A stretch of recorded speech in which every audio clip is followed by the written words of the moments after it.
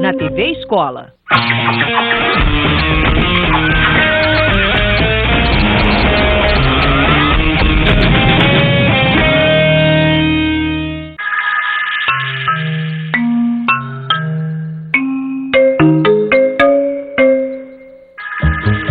Assista agora Paletas.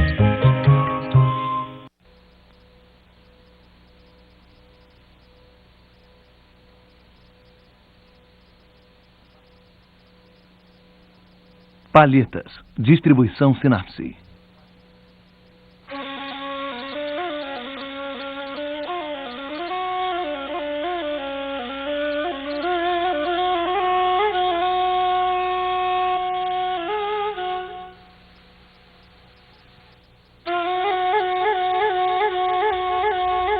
Os Jardins do Paraíso. Ramsey, ou Os 5 Livros de Nizami, século XI. Manuscrito persa, Isfahan, 1619-1624. Biblioteca Nacional da França.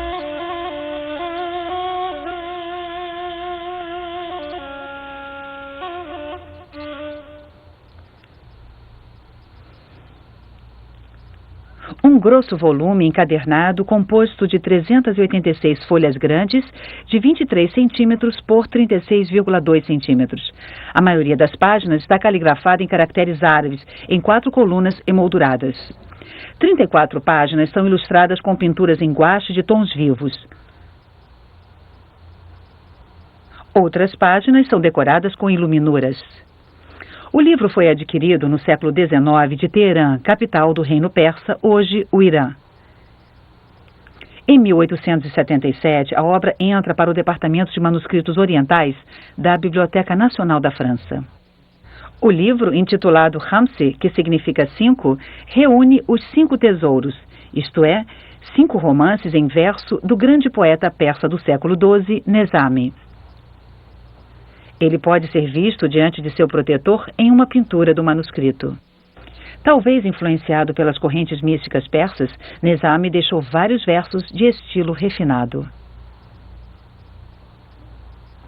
O segundo poema da obra, Khosrow e Shirin, conta as aventuras amorosas do príncipe Khosrow, que se tornará rei da Pérsia, e de sua futura esposa, a princesa Shirin, filha cristã da rainha da Armênia. Apenas 9 episódios desse longo romance são ilustrados com miniaturas.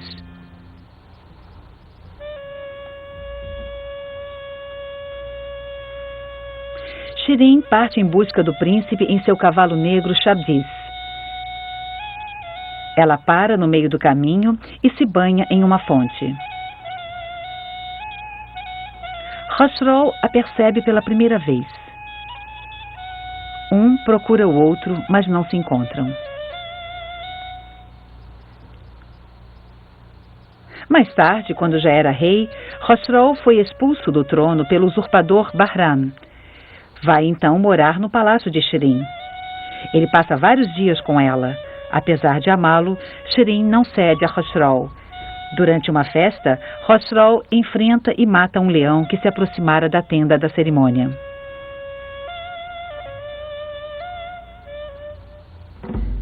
Shirin refugia-se em Bizâncio. Ela continua resistindo a Khosrow, a quem ela ordena que vá caçar o usurpador. Khosrow casa-se com Mariam, filha do imperador de Bizâncio. Em seguida, declara guerra a Bahram, consegue vencê-lo e o mata.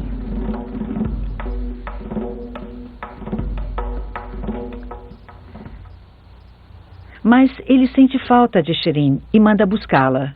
Ela tornou-se rainha da Armênia e recusa-se a voltar.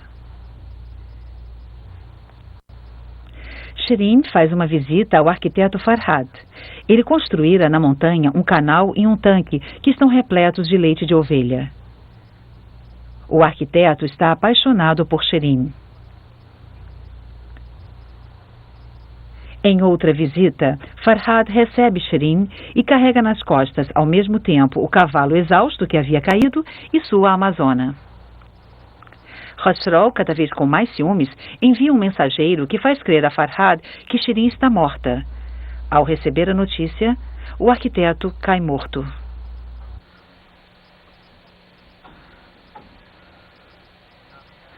Mariam havia falecido. Khosrow casa-se com a bela Shakar em Isfahan. Shirin, despeitada, pede aos céus que lhe tragam Khosrow de volta. Seu pedido é atendido. Khosrow chega ao castelo de Shirin durante uma caçada.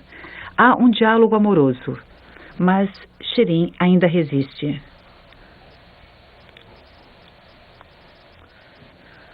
Uma grande recepção. Um músico canta para Shirin. Um outro para Khosrow.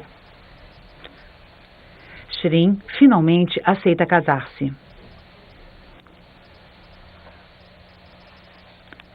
O casamento é celebrado. Khosrow e Shirin unem-se em seu palácio, mas o pintor prefere mostrá-los em um jardim paradisíaco com uma fonte ao centro.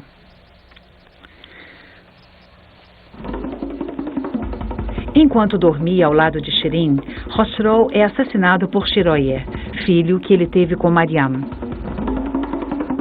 Shirin rejeita as investidas de Shiroye e se mata com um punhal durante o funeral do rei.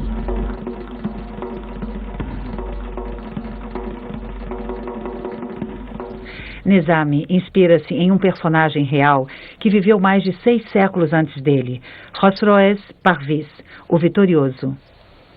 Rei da Pérsia Sassânida entre 591 e 628, ele é, portanto, contemporâneo de Maomé. Ele havia sido o primeiro aliado de Bizâncio, depois seu inimigo. O imperador bizantino Heráclio acabou vencendo Parviz em Nínive. Este episódio é mostrado por Piero della Francesca em um de seus afrescos de Arezzo. 23 anos após a morte de Khosroes Parviz, os árabes invadem a Pérsia. A dinastia sassânida desaparece e o Islã substitui o culto de Zoroastro. O Islã impôs-se na Arábia a partir de 622, opondo-se ao culto dos ídolos e preconizando um monoteísmo absoluto. Deus não tem forma nem limite. Representar Deus seria um ato de idolatria. E representar um ser vivo, homem ou animal, não seria julgar-se igual a Deus? Assim, pouco a pouco, as figuras humanas foram banidas das construções religiosas e dos espaços públicos, mas subsistiram nos espaços particulares e, sobretudo, nas iluminuras dos livros. Até o século XIX, a Pérsia ainda não havia adotado a imprensa. O manuscrito é a única forma de circulação da escrita. O ateliê Biblioteca do Chá reunia ou fabricava cópias do Corão, crônicas, coletâneas de imagens ou tratados científicos. Foi por intermédio das traduções árabes que se transmitiram os livros dos filósofos, dos médicos, dos geômetras ou dos arquitetos da Grécia Antiga.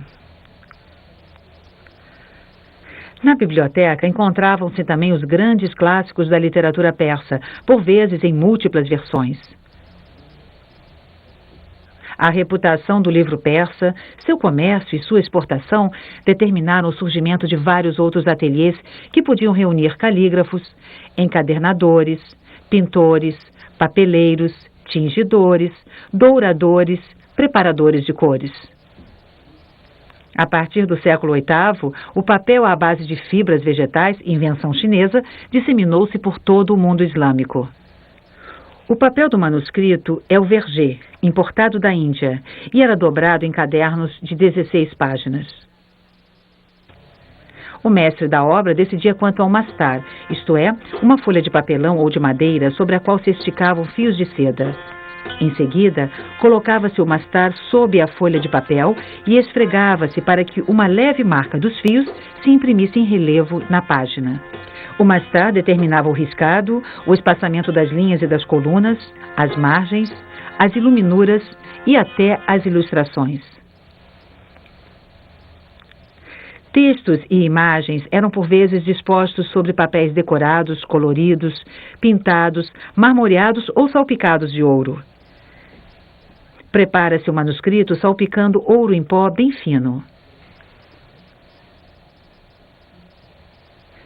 Etapa seguinte, o jadwal, uma sucessão de traços coloridos ou negros que formavam a moldura dos textos ou das imagens.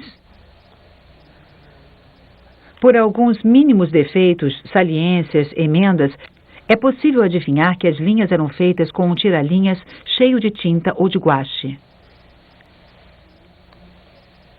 Os cadernos eram de responsabilidade do calígrafo, o kateb, que costumava ser também o mestre da obra. A tradição muçulmana considerava a escrita um dom de Deus, que a teria ensinado diretamente a Adão, e a caligrafia a mais nobre das artes. A escrita, inicialmente retangular, foi seguida de caligrafias cursivas com grandes curvas, linhas grossas e finas, com maior ou menor extensão das linhas verticais. Ibn Muqla, ministro da corte abássida, codificou a caligrafia no século XI sobre bases geométricas. O kalam é a haste de cana talhada segundo regras rigorosas. O ponto quadrado feito com a ponta do kalam é a unidade de base. Serve para dar a medida da primeira letra do alfabeto, o alif, com uma altura de 3 a 12 pontos, variando segundo as escolas e os estilos. O alif, por sua vez, é usado como diâmetro do círculo no qual irão se inscrever as outras letras. Cada página comporta 4 colunas de 20 linhas de escrita. A poesia constitui-se de uma sucessão de dísticos dispostos em 2 colunas sucessivas. O conjunto do Khamseh contém, portanto, cerca de 30.000 dísticos. O manuscrito é em estilo nastaliq, tipo de escrita surgido na Pérsia no fim do século XIV. Segundo uma lenda, seu inventor teria visto em sonho Ali, o genro do profeta. Este lhe teria mostrado um voo de gansos selvagens, vindo a servir de modelo para essa escrita cursiva com linhas que se encadeiam, que parecem voar em diagonal ou formam desenhos de galões. O calígrafo assinou ao final de 4 dos poemas. A cópia destas páginas foi terminada no mês de Safar do ano 1034 da Hégira do profeta abençoado. Ela foi feita pelo escravo pescador Abd al-Jabbar, a quem Deus absolve. São conhecidas várias outras peças deste célebre calígrafo, como um divã de 1620. O manuscrito apresenta muitas outras assinaturas, as de seus diversos proprietários, a do encadernador, que no século XVIII assina no centro de uma flor, e ainda a de um calígrafo do século XIX que escreve que olho algum jamais viu um livro igual. Uma ilustração de outro poema da coletânea mostra o avô de Khosrow andando a esmo pelo campo em companhia de seu vizir. Nas paredes de um prédio em ruínas, inscrições muito delicadas e poemas. Neste ponto, o pintor das miniaturas dissimulou a sua assinatura. Escrito pelo humilde escravo Haidar Colin Nakash no ano de 1032. O ano de 1032 da Hégira corresponde a 1622-1623 da Era Cristã. 2 dos 5 poemas, dos quais Khosrow e Shirin, referem-se a uma aldeia perto de Bagdad, no Khorasan. Uma inscrição acima de uma porta proclama: quem quer que possua a existência é amigo de Ali e da família de Ali. Amigo de Ali disse Moheb Ali. Ocorre que Moheb Ali é o nome do rico governador de um distrito do Khorasan. Ele poderia ter trazido artistas do ateliê real de Ispahan. Mas a frase também poderia ser uma invocação. Ali é o genro do profeta, o primeiro imã, ao qual se atribui a tendência xiita do Islã dominante na Pérsia. Devido à sua qualidade, o manuscrito também poderia ter sido uma encomenda real. O Shah Abbas I transferiu a capital para Isfahan. Guerreiro, político astuto, o Shah também é um famoso construtor. Na arquitetura e na ornamentação de seu tempo, encontram-se vários motivos das miniaturas de seus pintores. Esses mesmos pintores também desenhavam padrões para tapetes, cerâmicas, madeiras ou tecidos. As imagens do manuscrito têm 22 centímetros de altura. Os personagens medem 5 centímetros. os rostos somente 7 milímetros. Seus olhos têm 1 milímetro de largura e as pupilas têm menos de 1/3 de milímetro.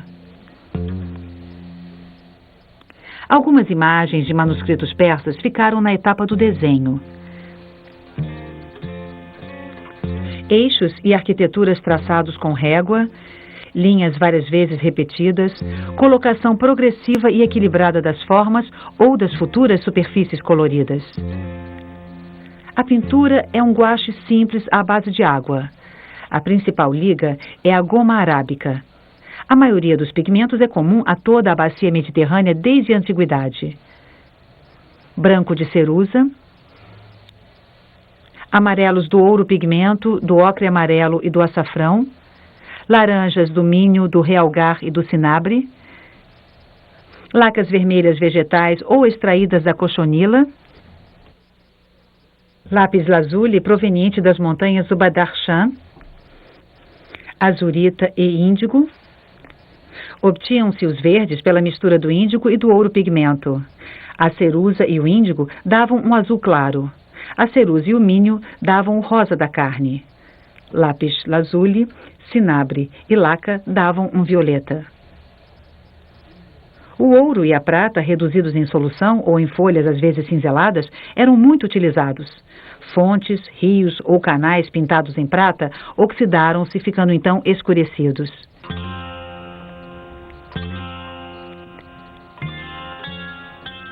A retirada de algumas lascas permite ver as camadas subjacentes, provando que o pintor preparava o fundo sobre bases lisas e claras. Sobre esse fundo, ele aplicava em seguida a cor. Só depois cuidava dos detalhes. Traços do rosto, roupas, flores, motivos dos tecidos ou das construções. Ele ainda repintava as linhas com tinta preta para reforçar os contornos de objetos e personagens. Certos motivos minúsculos e repetitivos deviam levar dezenas de horas para serem feitos. Uma única ilustração podia exigir meses de trabalho. Os artistas gostavam de dar provas de virtuosidade com pincéis muito finos. Daí a abundância de cabeleiras ou longos bigodes figurados pelo a pelo, penteados com penachos, tecidos ou tapetes com motivos delicados. Várias imagens mostram a posição dos miniaturistas e dos calígrafos no trabalho. A pintura, concluída e seca, era delicadamente polida até ficar lisa e brilhante como o esmalte. A cor é quase sempre arbitrária. O pintor procura jogar com uma grande diversidade de matizes, mas não busca em absoluto representar as nuances de um mundo real.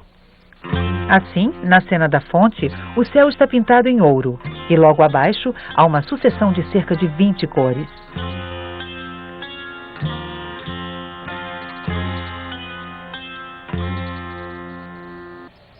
Os pintores não figuravam as sombras, não se diferenciava o dia e a noite.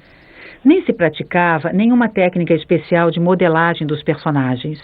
No entanto, alguns objetos, como os rochedos, eram trabalhados com a ajuda de pinceladas de aguada, de modo a obter leves efeitos de relevo. O ponto de vista é sempre elevado, como se as cenas fossem vistas de uma montanha, de uma torre ou do céu. É uma espécie de ponto de vista divino. Às vezes, o pintor sugere planos sucessivos, mas ele não parece levar em conta o distanciamento. Os dois personagens, ou seu cavalo, têm o mesmo tamanho. As flores do primeiro plano são idênticas às do último plano. Não há atenuação das cores com a distância.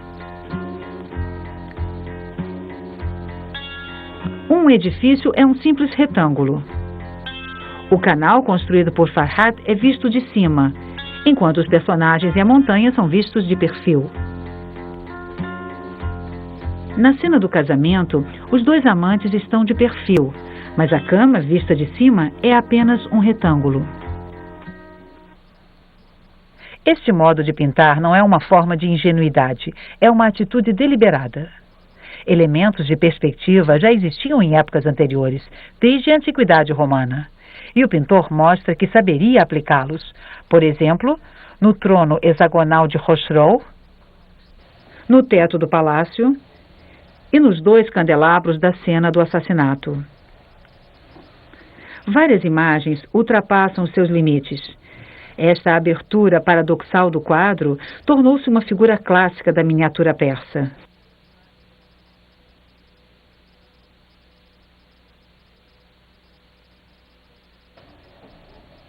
Outra figura apreciada é a imagem dentro da imagem.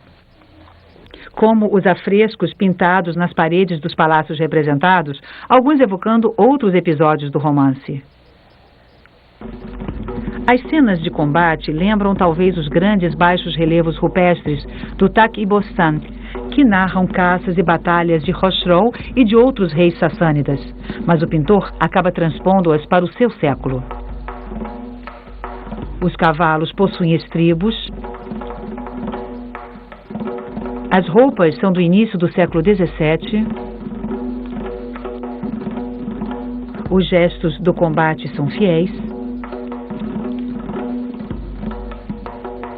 Os pastores usam toucas da época. Na cena do leão, os cortesãos usam o chapéu da moda na corte do Shah Abbas I. Em contrapartida, muitos detalhes são tratados de modo pouco naturalista. É o caso das nuvens, pintadas como labaredas à moda das pinturas chinesas.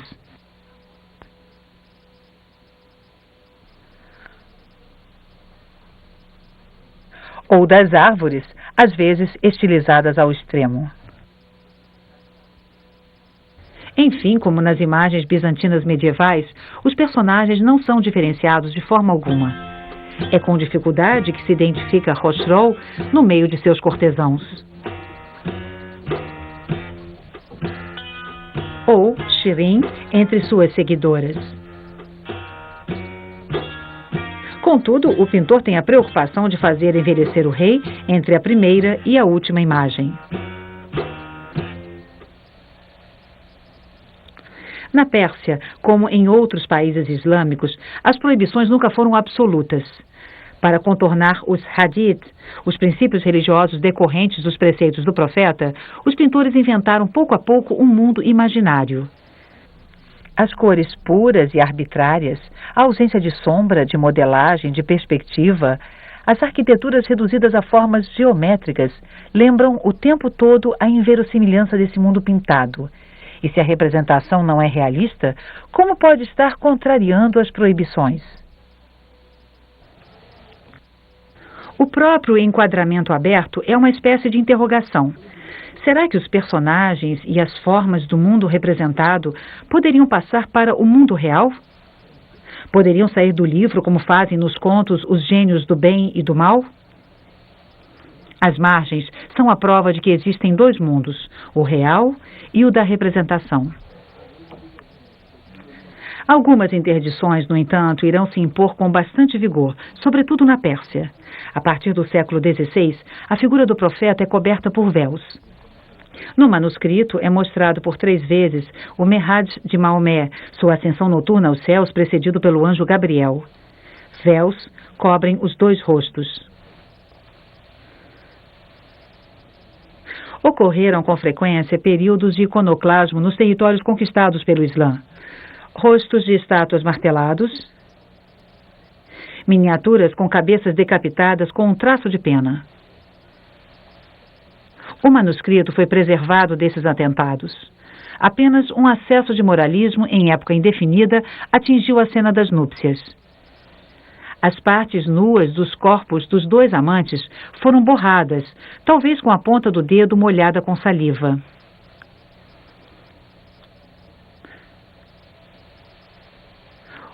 O xiismo faz coexistir um sentido literal do Corão com um sentido oculto, ou até vários níveis de sentidos ocultos. Da mesma forma, os poetas persas gostavam de brincar com os significados secretos.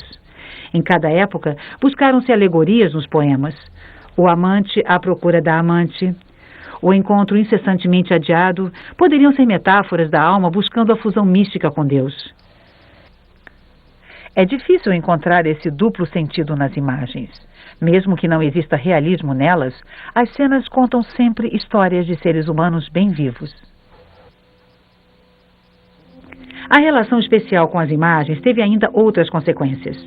O manuscrito se abre em uma página dupla com iluminuras e cada um dos romances começa por um frontispício ornamentado. Os motivos principais são vegetais. São numerosas as metáforas de fertilidade vegetal no Corão, texto escrito no seio de um povo que vivia bem próximo de desertos estéreis. Hastes, gavinhas, flores, folhas, florões estão entre as figuras mais frequentes das artes islâmicas.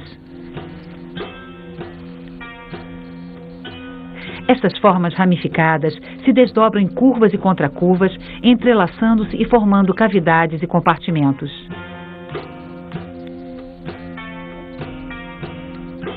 Estes se repetem por simetria paralela ou invertida, até compor grandes conjuntos em forma de tapete com efeitos visuais surpreendentes.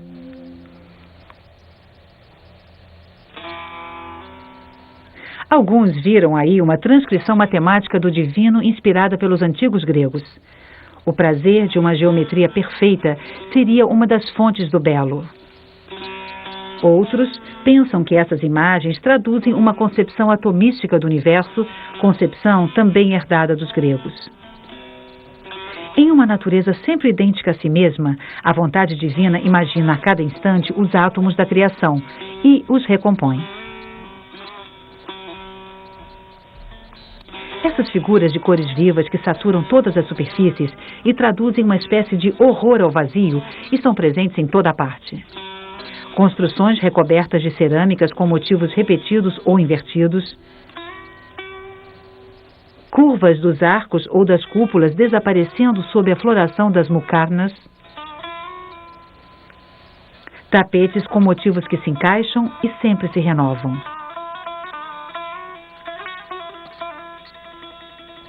Voltas, espirais, entrelaces e arabescos de um mundo vegetal sobrenatural dão a última pista dessa variação gráfica.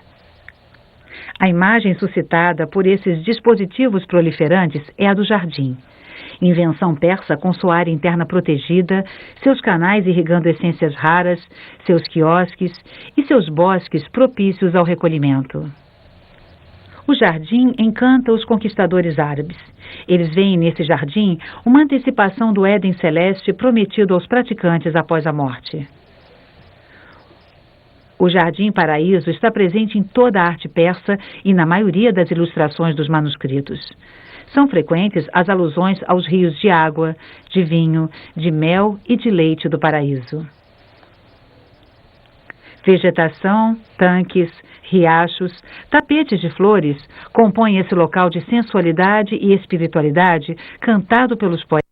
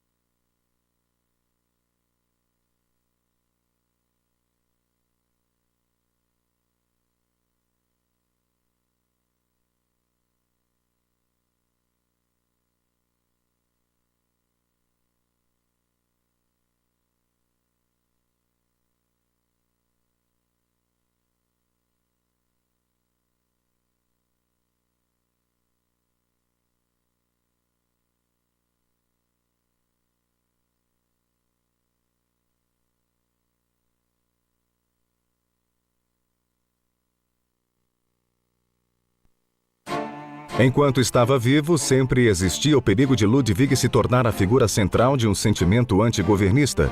Esse perigo, pelo menos, desaparecia com sua morte. Mas será que Ludwig foi apenas um fantasista excêntrico, um nobre absurdo e desimportante que viveu em tempos nada românticos? Well, he was very useful for Bismarck to form the German Reich. In that way, he was instrumental, and of course he was paid by Bismarck for this, and he needed the money for his castles. But apart from that, politically he was not very important, and it's as a cultural king that he's remembered. Seja qual for a verdade, o culto Ludwig sempre será lembrado como o Rei Louco da Bavária.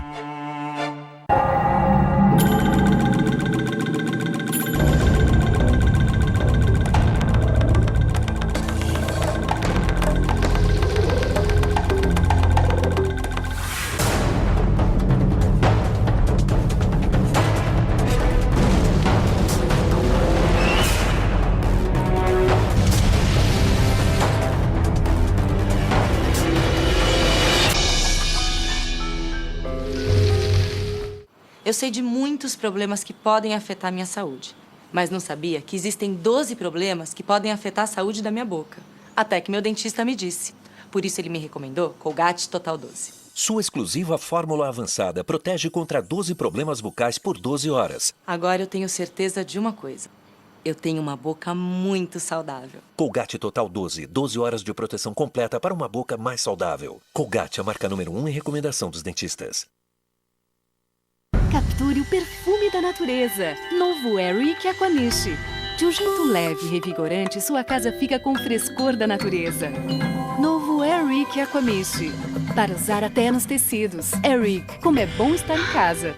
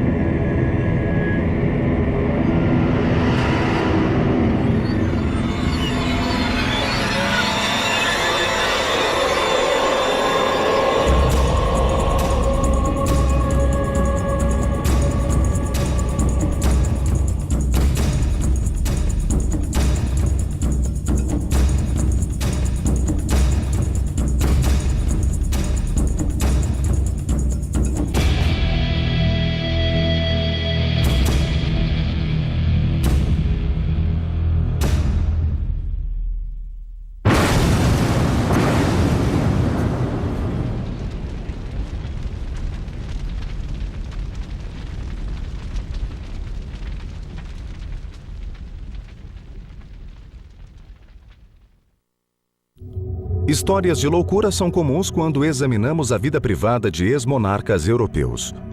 No passado, inconvenientes desse tipo eram varridos para debaixo do tapete.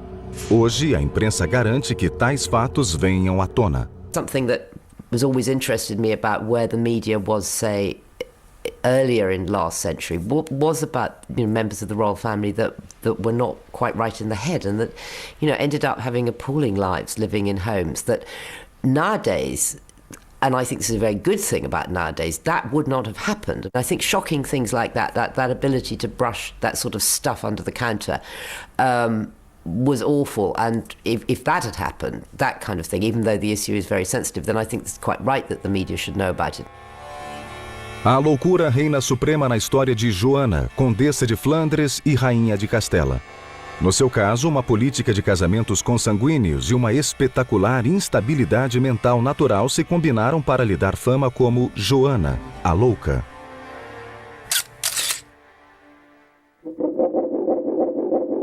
Princesa Doida. Os pais de Joana, os poderosos rei Fernando e rainha Isabela, eram apenas primos de segundo grau.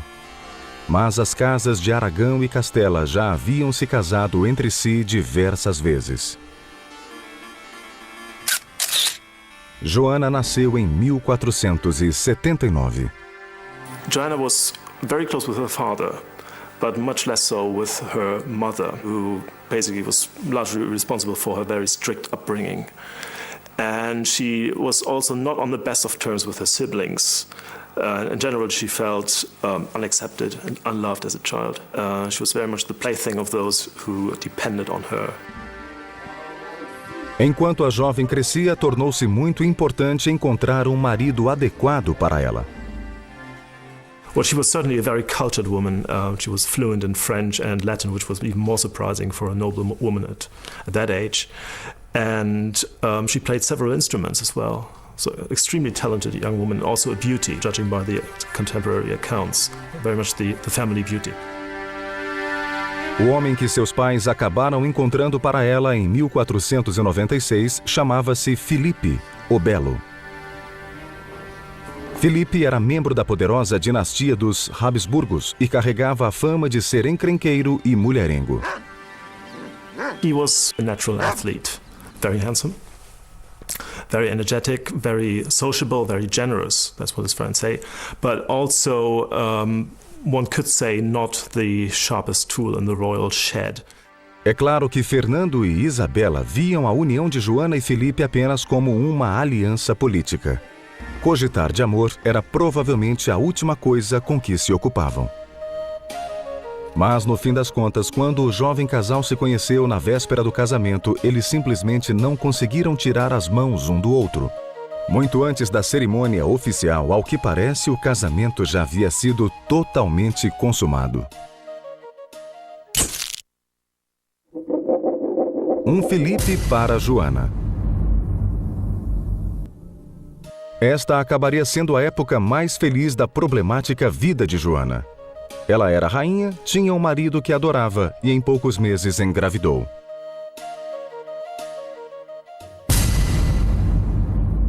Mas então as coisas começaram a dar errado.